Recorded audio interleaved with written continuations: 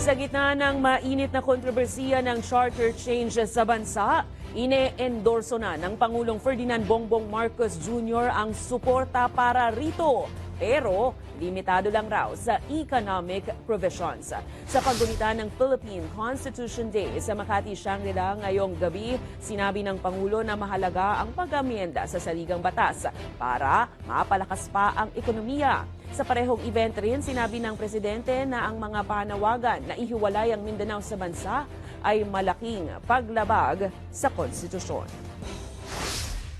I want to make it clear, this administration's position in introducing reforms to our Constitution extend to economic matters alone, or those strategically aimed